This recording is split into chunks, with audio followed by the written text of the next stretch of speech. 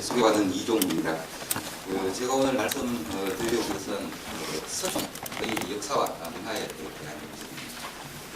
서촌이라고 했을 때 서촌이 무엇인가 하는 부분부터 이야기를 그 대략 2세기 초반에 나온 서울쪽입니다.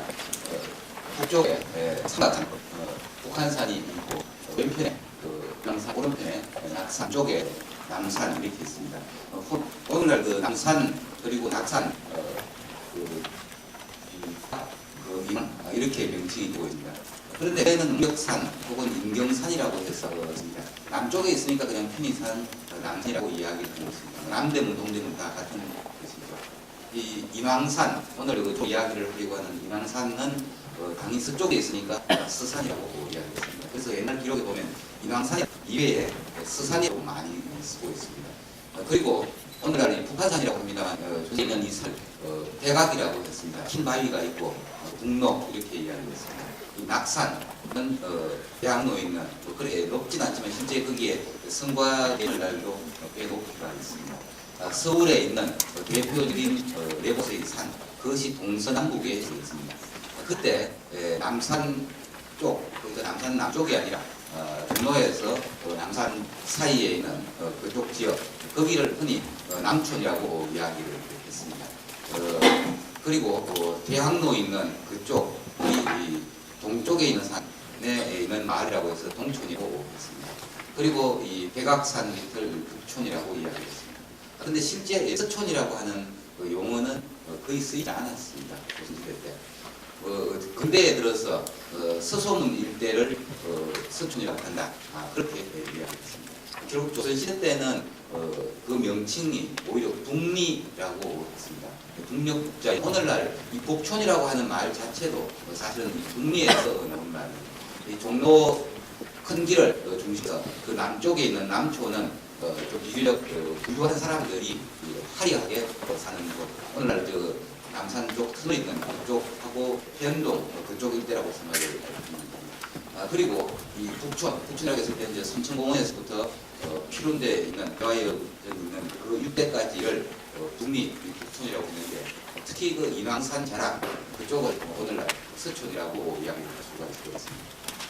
여러분들은 조선시대 때 당대에서 동인서인이라고 하는 말 아마 들어보셨을 겁니다. 그 동인서인이라고 했을 때 그 동인은 바로 동네 영소였던 그 김효원이가 바로 이 낙산에 살아서 동천에 살아서 동인이 된 것이고 거기에 비해서 심의겸은 서대문 근처에 살았습니다. 서대문은 옛날에 백문이라고 했습니다.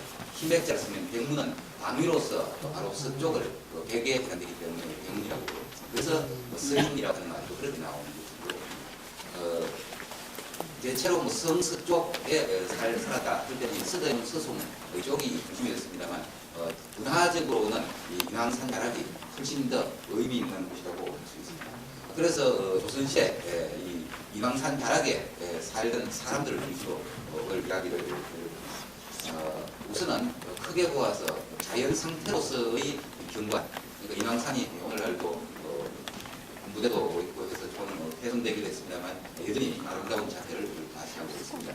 그것과 함께 자연만으로 사람들에게 아름다움을 충분히 제공하지 못합니다. 그래서 그곳에 인공의 정원을 어떻게 꾸미고 있는가 하는 그 부분에 대해서 이야기하면서 자연과 인공의 문제에 대해서 좀 말씀을 드리고 그리고 오늘날 생각을 하면 굉장히 부잣집들이 있는 곳이다 이렇게 생각을 합니다. 우리 근대사에서 가장 부자였던 현대 왕회장님 집이 바로 인왕산 자락에 있고 조선시대 때 가장 부자들이 바로 인왕산 자락에 살았습니다.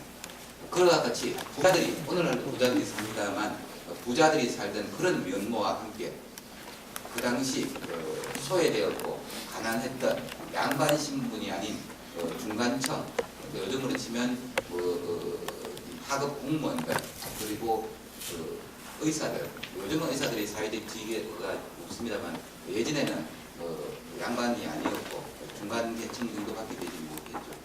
그런 사람들 통역관들 이런 사람들이 또 인왕산 자락에 굉장히 많이 살면서 비록 신분으로는 높지 못했지만 문화적으로는 큰 일을 이룩한 그런 사람이 살고 있습니다. 그와 같은 그 삶의 모습들을 주로 이야기합니다. 건물 건축에 대해서 여러분들이 많은 관심을 갖겠습니다만 그 안에 들어가서 사는 사람이 그곳에서 어떻게 사는가 하는 그 부분에 대해서도 좀 이야기를 드리겠습니다.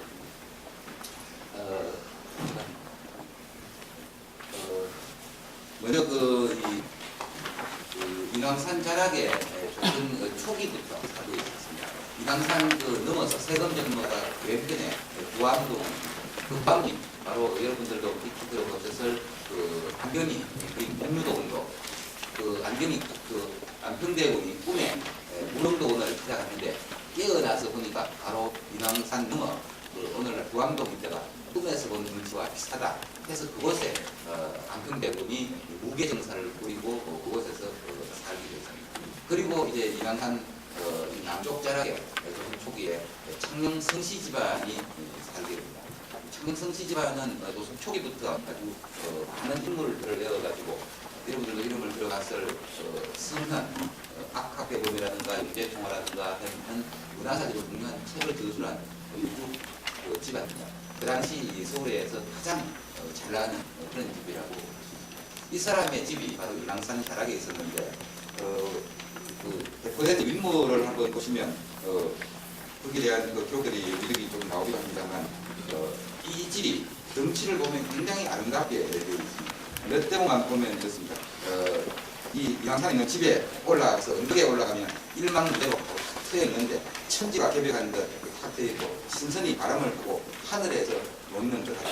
북쪽으로 삼각산이 꼭을 갈라놓은 듯이 하늘과 나라하게 용이 날아오고 동황새 같은 듯한 그런 모습도 보이고 남쪽으로는 절비한 인가들이 보이고 또 성청의 큰 성과 그런 것들이 꺼져 있으며 남쪽에 양산이 푸른 빛으로 내뿜고 있고 그 너머에 한강이 펼쳐져 있는 그런 모습이 바로 이 집안의 바로 인왕산 자락에 있던 볼 수 있던 그런 풍경입니다. 그런데 그만 가지고도 부족하다는 겁니다. 그래서 이 집 안에 석가산이라고 이번에 산을 보시면 됩니다. 여러분들 중국 여행을 가보면 중국 궁궐이라든가 혹은 큰 정원에 가면 표호석이라고 해서 진짜 그런 거 이상하게 생긴 돌을 쌓아서 인공의 산을 만들어 놓은 걸 아마 다 보셨을 겁니다. 그와 같은 것을 석가산이라고 합니다. 바위로 만든 가짜산. 그런데 우리나라에서는 중국에 있던 그런 돌이 우리나라에는 생산이 되지 않고 주로 조선국이 한 18세기부터 중국에서 그런 돌들을 수입해가지고 정석으로 사용하게 됩니다. 그러나 조선 전기에는 우리나라 자체에서 나는 바위를 해서 아주 삐죽삐죽하고 특이하게 생긴 바위들을 가져와가지고 그것을 가로로 쌓기도 하고 세로로 쌓기도 해서 인공으로 산에 있으면 좀 밋밋하죠. 그게 폭포나 이런 것이 좀 있으면 더 멋이 있을 겁니다. 그래서 인공의 폭포도 만듭니다. 그 폭포 만드는 방법은 대략 큰 독을 바위 산 안에 파묻어 가지고 거기에 묻도록 이 15세기 무렵에 이 석가산을 만드는 것이 굉장히 큰 유행을 하게 되는데 이 집안을 실천했던 최수라고 하는 사람이 남산에 만든 석가산을 보면 굉장히 정교합니다.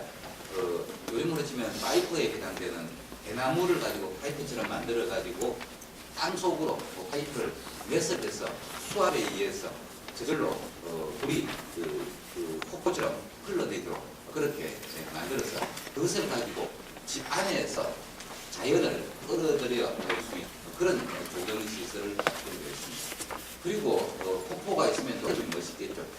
그래서 그 안개가 비슷한 느낌이 들도록 하기 위해서 약간의 화학물질을 사용해서 우연 김이 서리도록 그렇게 하게 됩니다. 물론 간단하게 하면 끓는 물을 조금 부어 놓으면 김이 좀 모락모락 나기도 하고 그렇기도 합니다만 조금 더 고급스럽기도 하고 바로 이 집안에는 그와 같은 석가산을 만들어 가지고 그 주변 인왕산이 매우 아름다움에도 불구하고 거기에 더해서 인공의 정원을 만들었습니다. 일본 조경과 비교해서도 우리나라가 자연을 아주 숭상한다고 합니다만 자연 자체로는 되지가 않고 늘 석가산을 두기도 하고 또 여러 가지 화단을 꾸민다는 그런 일을 많이 하고 있습니다. 바로 이 성인이라고 하는 성인의 형인 이 집안에 살던 것이 바뀌었습니다. 그리고 시대에도 서로 자신의 집을 아름답게 화려하게 꾸미려고 노력을 많이 했습니다.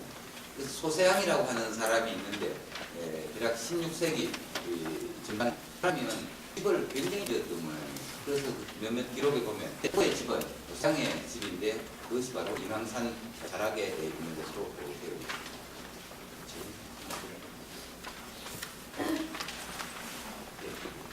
여기 나오는 것에 이 피룬대라고 할 때 이 피룬이라고 하는 말은 우리나라에서 만든 말이 아니고 중국에서 사신으로 온 사람, 경복궁의 왼쪽에서 임금의 격파 정치를 도자한다. 이 피라고 하는 것은 돕는다는 것이고, 그러면 용이 구름을 타고 승천을 하게 되어 있는 거죠. 그래서 구름을 타고 용이 승천할 수 있도록 보필하는 한다는 의미가 피룬입니다. 그래서 이 인왕 중국에서 온 사신이 이 피룬산으로 바꾸게 됩니다. 그래서 여러분들도 잘 아는 이항복이라고 하는 분이 이제 이 피룬대에 살면서 자신의 호를 피룬이라고 이야기합니다. 오늘날 이 피룬대 가보면 개화여전 가면 건물더미 속에 꺼져가지고 경관이 아주 좀.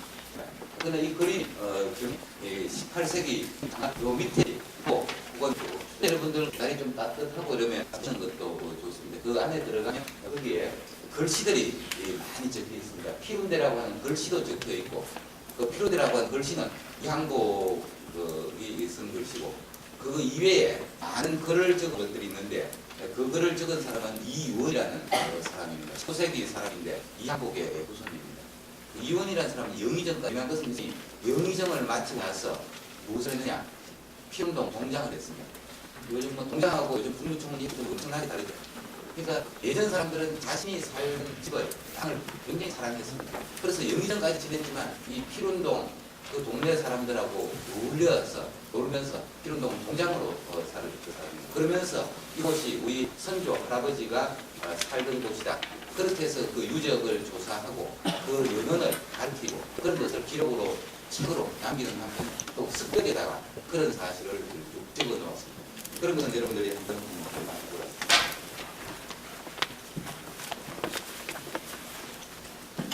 이 그림은 대략 17세기 초반이니까 대략 400년 정도에 됩니다.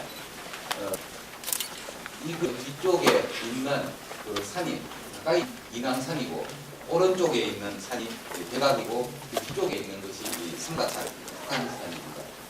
개울이 하나 흐르고, 그 개울가에 그 초가집이 하나 있습니다. 그 초가집 옆에 보면 못이 3개 있습니다.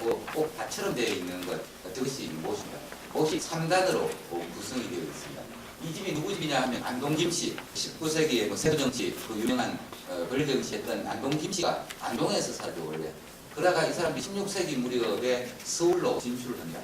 그러면서 서울에 집을 마련한 곳이 바로 인왕산 자락이었습니다. 그러면서 선명한 그 집안 산소를 오늘날 이사리 두고 서울집은 여기에 두었습니다. 그래서 처음 이사 온 사람이 김영이라고 하는 사람인데 그 사람의 호를 성당이라고 합니다. 예전에는 사람들이 이름 있고 호가 있고, 이 호라고 하는 것은 자신의 서재 이름이기도 하면서 자신의 삶의 방향 혹은 자신을 상징하는 대상을 뜻합니다. 그분의 호가 삼당인데 삼당이 무슨 뜻이냐 하면 세계의 못이라고 하는 뜻입니다. 또 세계의 못을 펴놓고 우리 집의 심벌은 못이다. 그래서 자신의 호를 성당이라고 해놓은 집입니다. 저 초가집을 태고정이라고 이야기를 했습니다. 태고적이라고 했습니다. 굉장히 오랜 옛날이라는 뜻이죠. 태고적은 이라는 것은 사람들도 거기 살지 않고 굉장히 조용하고 한적하죠. 바로 이것이 서울의 그 도심에 있는 것이지만 도심 속에 있지만 태고 조용함을 내가 지키고 살겠다. 그런 마음으로 집 이름을 지었습니다.